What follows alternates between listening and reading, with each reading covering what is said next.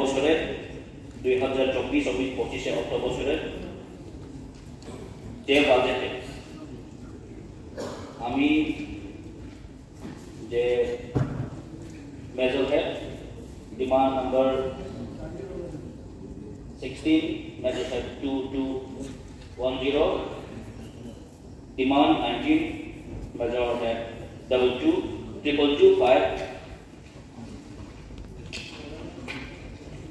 আর কয়েকটা আছে demand number 20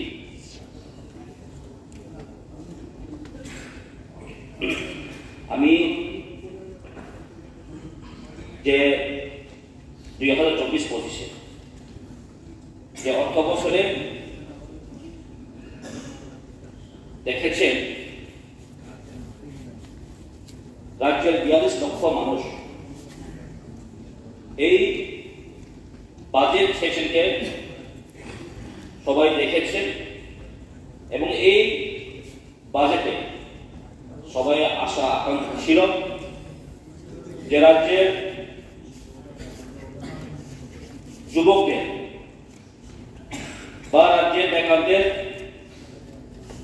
কিছু কর্মসংস্থানের কথা বলা হবে বলে মানুষ আশা ছিলেন, কিন্তু এখানে বেকারদের কিছু আমি তেমন কোনো কিছু দেখিনি। কারণ গত 2018 বিধানসভা নির্বাচনী ইশতেহারে বছরে 50,000 কর্মসংস্থান করার কথা ছিল, কিন্তু কর্মসংস্থান আমি কেন বলছি, কর্মসংস্থান যদি করতে হয় আমাদের তাহলে শিল্প কারখানাগুলা তৈরি করতে হবে, কিন্তু এমন কোনো কিছু আমি দেখিনি যে নতুন শিল্প কারখানার জন্য যে বাজেটে একটু আমি দেখিনি। শিল্প কারখানা ছাড়া আমরা কিন্তু কর্মসংস্থান কোনো মতেই সম্ভব নয়।